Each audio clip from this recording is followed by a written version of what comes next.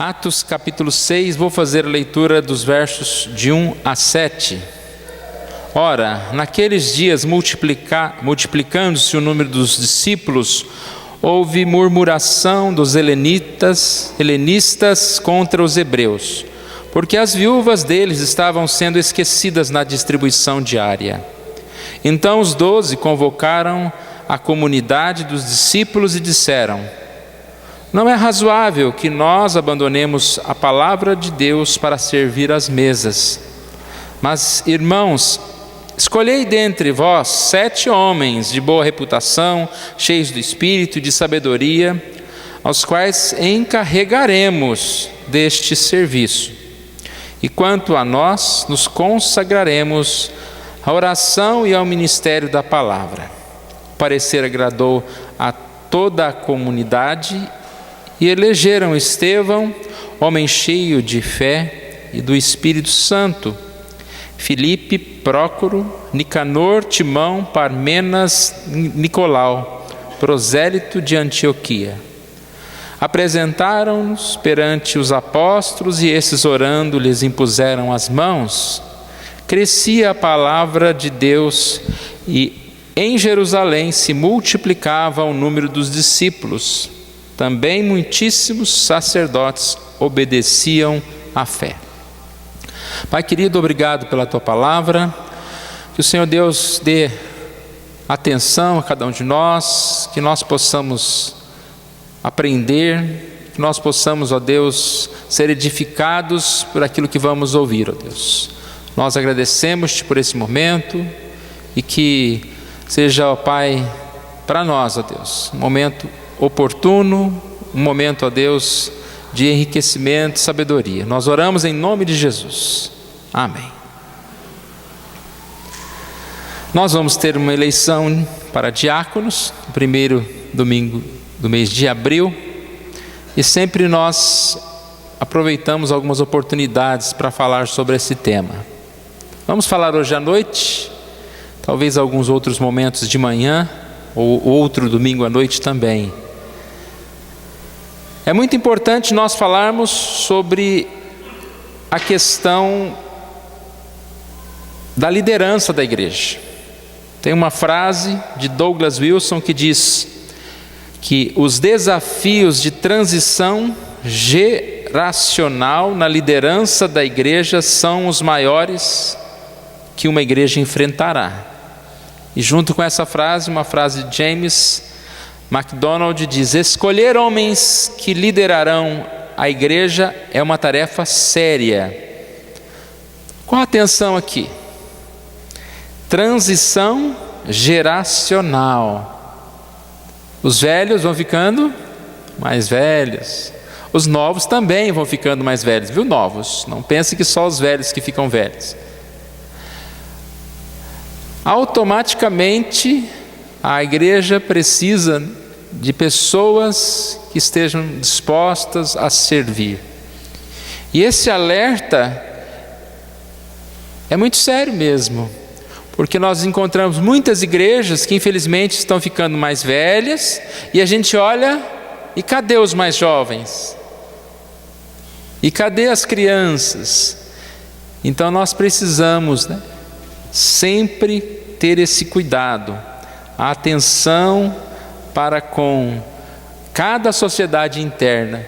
E acredito que talvez do menor para o maior a atenção tem que ser muito maior mesmo, porque aqueles pequenininhos estão em formação. Os adolescentes já formaram alguma coisa, mas estão em formação. Os adultos já deveriam ter responsabilidade, mas também estão em formação. Ou seja, a igreja, ela precisa ser educada para a disposição no trabalho do Senhor, para servir a Deus. E quando ele fala aqui que escolher as pessoas que liderarão a igreja é uma coisa muito séria, porque realmente, irmãos, quando a gente fala de transição, não é só líder, né? A transição acontece em toda a igreja, os próprios membros, né? Alguns um dia vão morrer, né? Se ficarem na igreja, na mesma cidade, outros vão nascendo, outros vão crescendo. Mas além dessa preocupação da igreja como membros, é a preocupação de liderança. Porque nós precisamos de pessoas maduras para serem eleitas. Não podem ser eleitos quaisquer líderes.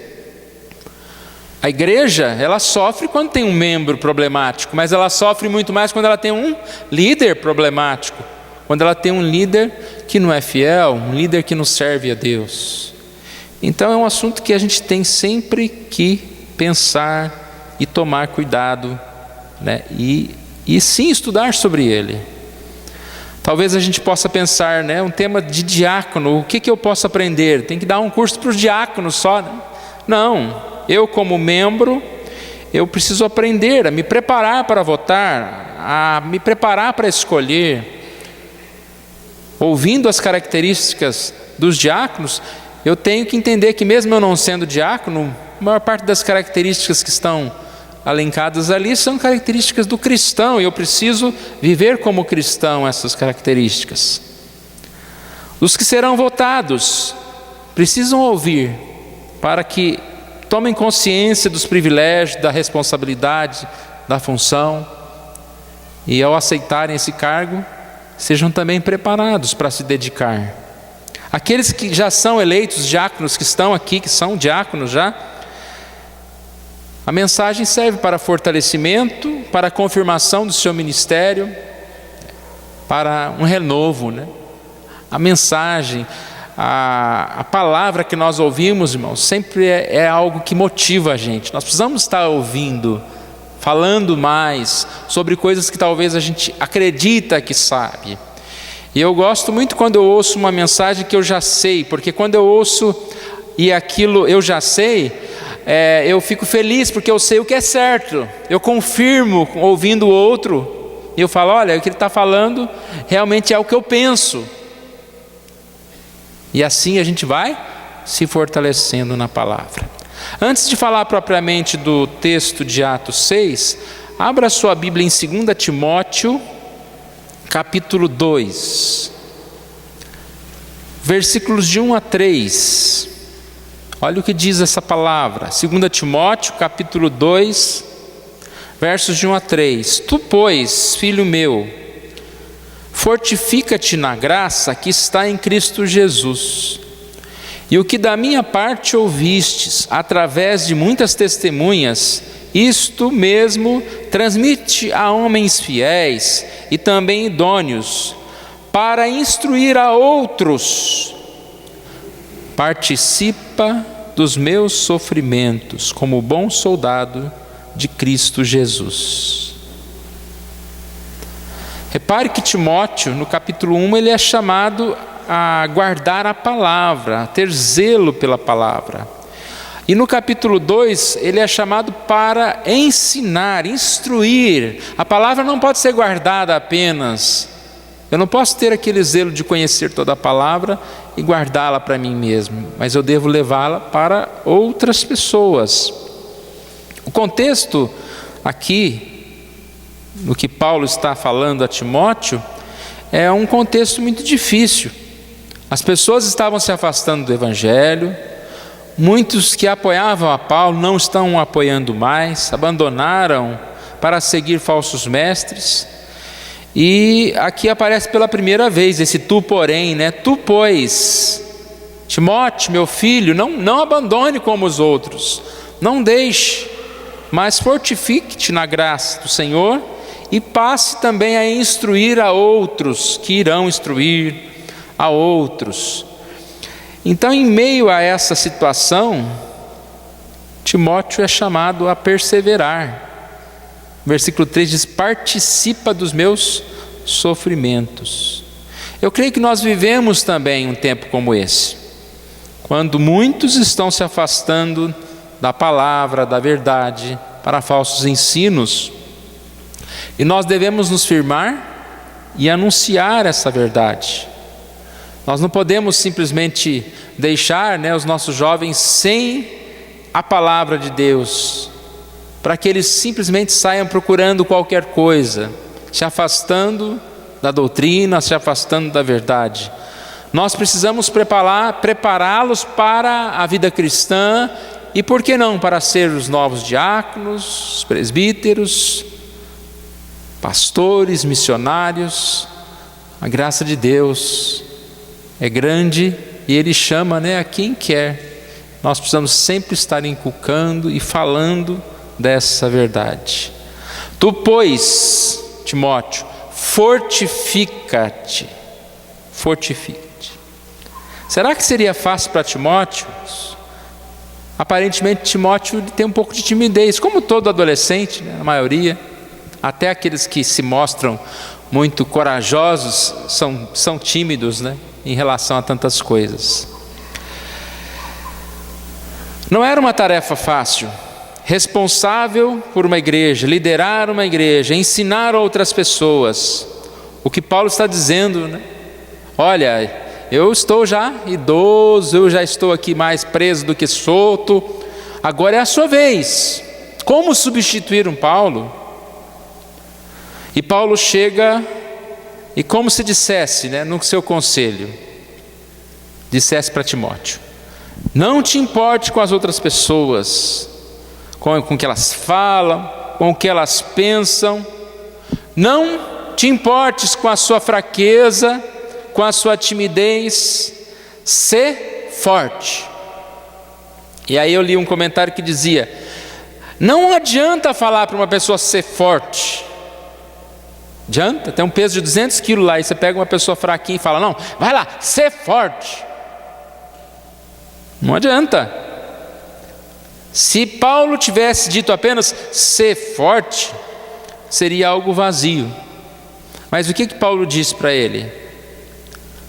Fortifica-te na graça que está em Cristo Jesus. Ou seja, Timóteo deve buscar os recursos para o seu ministério em Deus, não na própria capacidade, não na própria sabedoria. Quando a gente fala para um jovem, adolescente, seja forte, seja cristão, não é na força deles. Quando a gente fala para um irmão da igreja, você vai ser um membro da igreja, ou um diácono da igreja, um presbítero, seja forte, ou seja, fortifica-te na graça, para exercer o ministério ao qual você foi chamado. A graça de Deus, essa frase, essa palavra graça de Deus, ela não é só relacionada à salvação. A graça de Deus está relacionada também ao serviço. Nós servimos pela graça, fortificados pela graça. É Deus que nos dá força. Portanto, Timóteo tem aqui a função de, depois de ser aconselhado a guardar o bom depósito no capítulo 1, ele deve passá-lo adiante.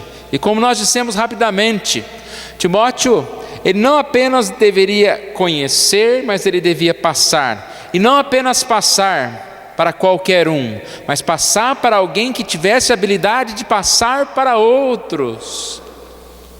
Quando você pega um cargo de liderança, você tem que ter na sua mente, lá na frente, não só a minha responsabilidade, mas que a minha responsabilidade, além de servir no cargo, é também ter essa disposição de ensinar outros, de compartilhar com outros, Tem gente que tem ciúme do cargo, Não quer que ninguém saiba mais aprender, porque se tiver muita gente sabendo a mesma coisa, vão tomar o meu lugar. Não, ninguém toma lugar de ninguém. A igreja é um corpo que precisa de muitos membros funcionando. Há lugar para todo mundo no corpo. Às vezes falta bastante gente. E a gente trabalhando junto, uns ensinando, ajudando aos outros, fortificados na graça de Jesus. Vamos fazer assim então, esse corpo funcionar. Vou ler novamente as frases que eu li no início. Os desafios de transição geracional na liderança da igreja são as maiores, ou os maiores, que uma igreja enfrentará. Então, um grande problema que a igreja tem Exatamente. A necessidade dessa constante mudança. Se nós não nos prepararmos para a mudança, né? Gente morre, gente sai, gente envelhece. Nós temos, a igreja ela é orgânica, ela vai sofrer muito com isso.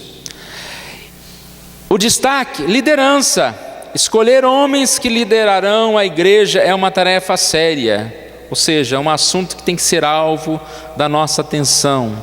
Não basta uma igreja ter bons líderes, ela precisa preparar bons líderes que substituirão os atuais.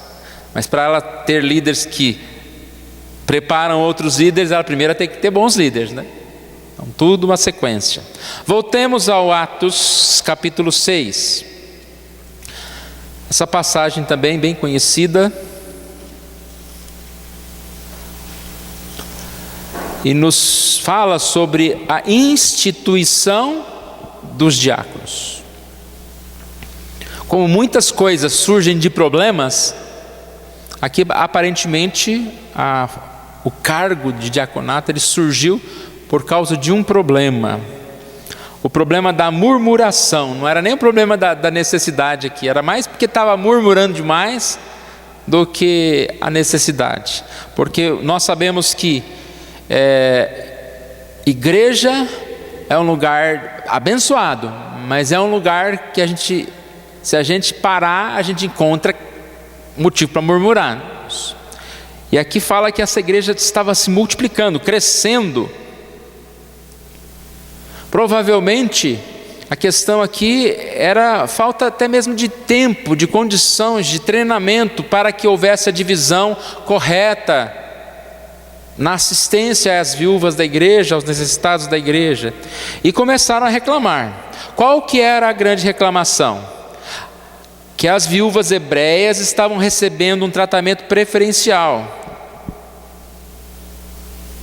Murmuração dos helenistas contra os hebreus.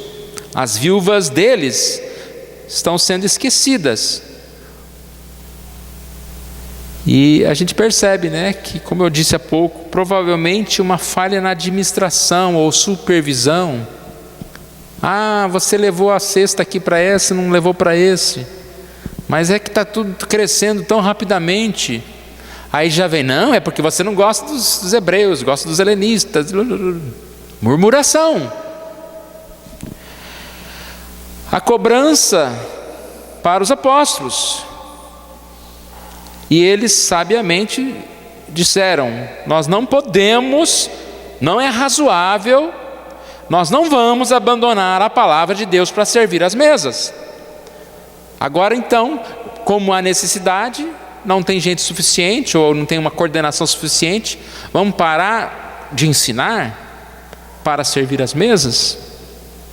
Então a gente percebe que os apóstolos deliberaram, vamos dizer aqui, duas coisas. Primeiro, determinaram priorizar o seu próprio ministério da palavra e da oração acima do cuidado físico das pessoas necessitadas. Isso é um ponto importante. Temos que cuidar, ajudar o próximo, mas a igreja ela tem como prioridade o ensino na palavra. Segundo, para que essa palavra não fosse deixada, decidiram instruir na igreja, escolher 7 homens para servir às mesas. Então repare que a instituição dos diáconos, ela veio matar 2 problemas. Quais eram os 2 problemas? O problema em si, da falta de ajuda às viúvas, e o outro problema, que era a palavra de Deus não ser deixada de lado. Você não poderia deixar um para ajudar o outro. E aí o versículo 7 vem a revelação, né? E crescia a palavra de Deus em Jerusalém e se multiplicava o número dos discípulos. Também muitíssimos sacerdotes obedeciam à fé. Falando um pouquinho então sobre os diáconos. Um novo ofício aparece aqui. Qual era a participação da igreja? O texto diz: elegei, escolhei dentre vós. Qual era a participação dos apóstolos, vamos dizer assim, dos presbíteros? Era administrar, olha, no final do versículo 3, aos quais encarregaremos deste serviço, como é feito na igreja. A igreja elege. Os diáconos eleitos trabalham sob a coordenação do presidente da junta, sob a supervisão do conselho da igreja. Então vocês elegem e nós vamos encarregá-los desse serviço. Encarregaremos. E aí nós vemos a importância do trabalho e a grandeza do trabalho dos diáconos. Duas coisas. Primeiro, o ofício é espiritual. O que diz o versículo 3? Escolhei dentre vós 7 homens com muitas habilidades para servir as mesas? Não. 7 homens de boa reputação, o reconhecimento do próximo, cheios do Espírito e de sabedoria. As duas coisas podem ser juntadas aqui. Um homem cheio do Espírito, ele tem sabedoria para tomar decisões, sabedoria para servir as mesas, sabedoria para cumprir o seu cargo. Então, em primeiro lugar, o ofício é espiritual. Homens cheios do Espírito, a função é espiritual. Mesmo que as tarefas possam parecer tarefas específicas, ou divisão, né? Alguns diáconos às vezes dividem tarefas, funções. Um diácono que cuida da cesta básica, outro que cuida do som, outro que vai cuidar de abrir as portas. Mesmo que sejam tarefas específicas e aparentemente não alencadas com espiritualidade, o ofício é espiritual. Aqui a gente vê que esse diácono, ele precisa ter boa reputação, ser cheio de espírito e sabedoria. Por que isso serve? Porque qual era a prioridade? A palavra. Para que a palavra continue sendo prioridade, no servir a uma viúva, o foco também, mais do que o lado físico, ele é espiritual.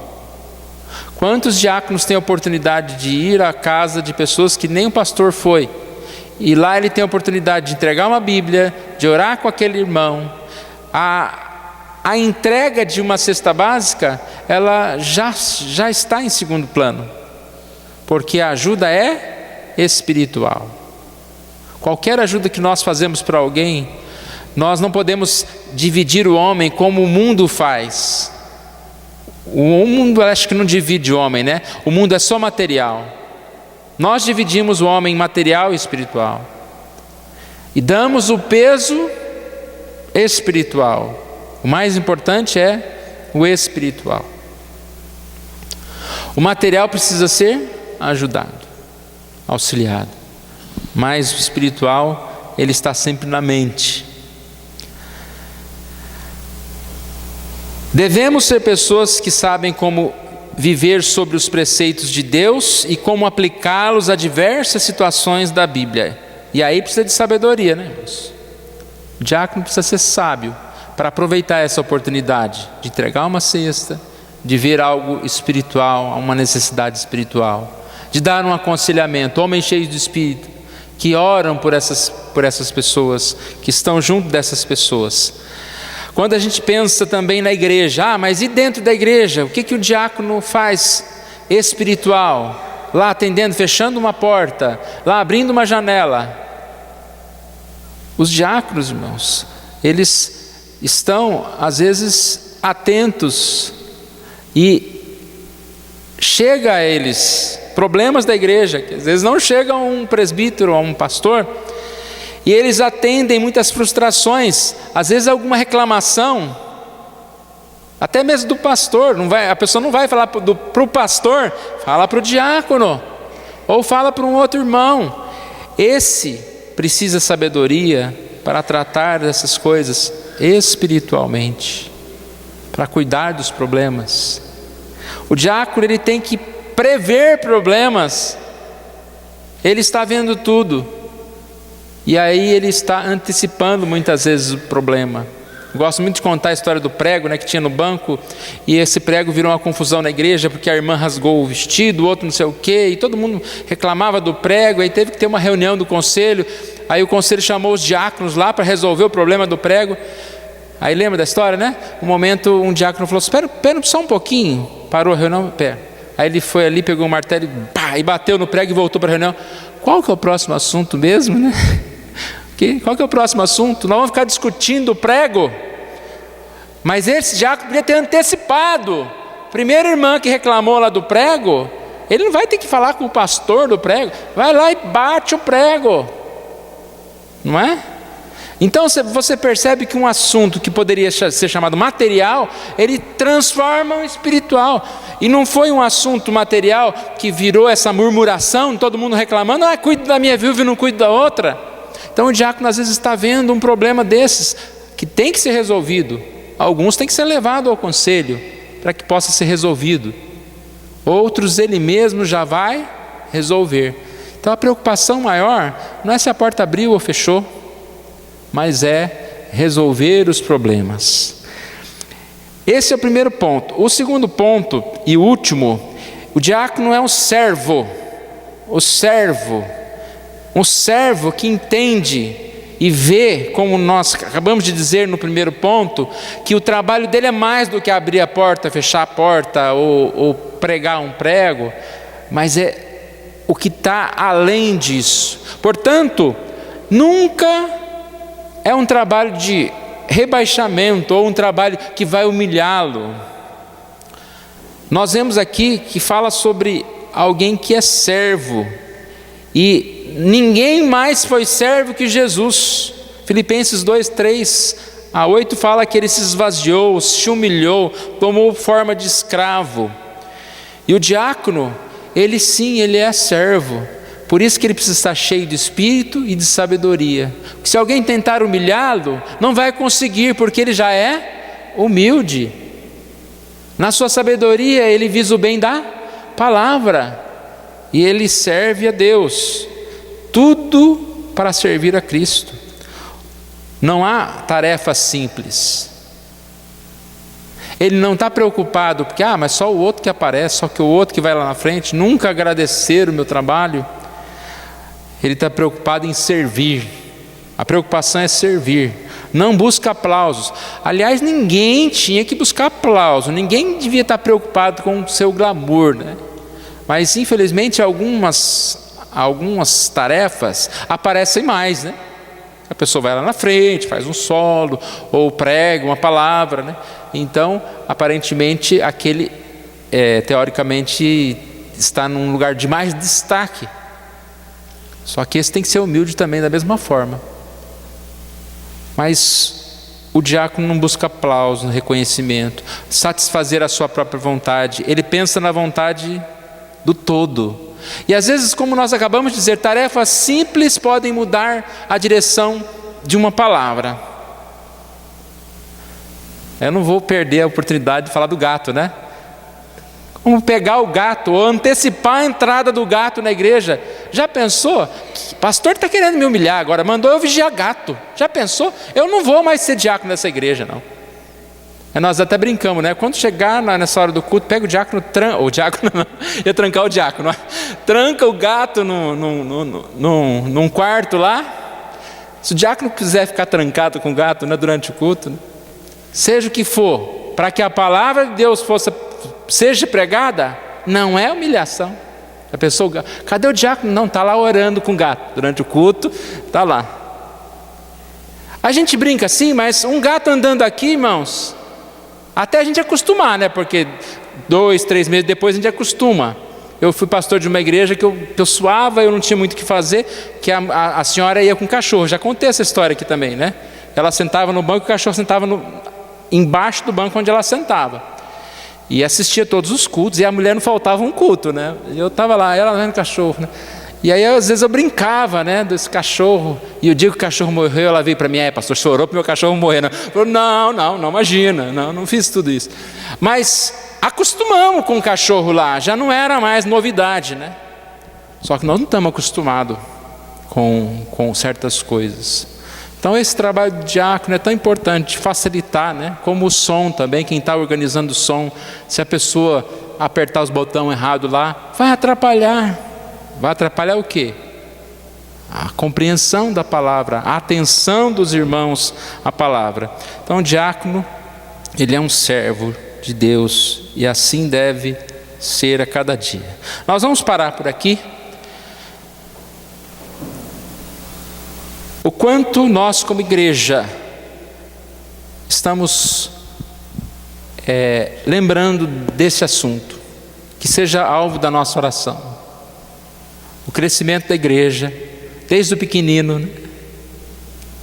Para que essa igreja tenha crianças, adolescentes, sempre tenha, né, pessoas firmes, homens, mulheres que sirvam, que estejam dispostos a servir. O quanto nós estamos também nos preparando para servir a essa igreja, não na habilidade apenas material, mas espiritualmente. A gente tem o exemplo de Estevão, né, um diácono que faz um sermão da Bíblia toda aqui e morre. O quanto nós estamos dispostos a servir. O texto que nós lemos lá em Timóteo, ele diz: participa dos meus sofrimentos como um bom soldado. Depois ele fala como um soldado, como um atleta, como um lavrador, mostrando a necessidade de envolvimento, de preparo. Quanto nós estamos preparados, né, para servir a Deus. Hoje a gente fala que o mundo, profissionalmente, ele impõe desafios muito grandes, né? Para você ter uma profissão, para você conseguir um emprego, para você conseguir uma colocação maior. E o mundo espiritual? O diabo também está ficando esperto, cada vez mais, agindo em áreas diferentes. Nós precisamos estar fortes, mais fortes. Como um soldado que obedece à ordem lá do comandante, não está preocupado com as coisas do mundo. Como um atleta que respeita regras. Como um lavrador que se esforça. A ideia do lavrador é alguém que se esforça tanto.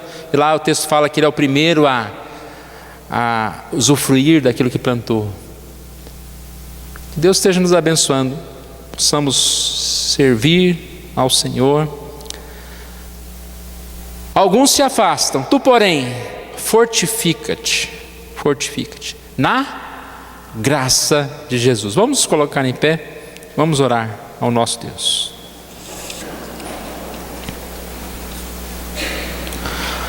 Pai querido, nós agradecemos a Ti, Senhor, pela vida desta igreja, pelos nossos diáconos, por esse momento que nós estamos vivendo também de eleição e reeleição, ó Deus.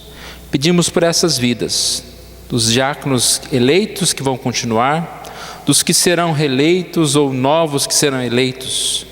Que o Senhor Deus esteja levantando cada dia mais homens fiéis à Tua palavra, que tenham um bom testemunho, que tenham a presença do Teu Espírito e sabedoria, ó Deus. Ó Pai amado, que o Senhor Deus esteja com a Tua graça abençoando a vida dos nossos irmãos. Sabemos que somos limitados, que somos imperfeitos, mas a Tua graça nos faz fortes, amplia, ó Deus, e nos dá condições de exercer os cargos que nós fomos chamados e investidos, ó Deus. Obrigado, ó Pai, por esse momento, e que o Senhor esteja abençoando cada um aqui, ó Deus, para que possa aplicar a palavra no seu coração. Oramos em nome de Jesus. Amém.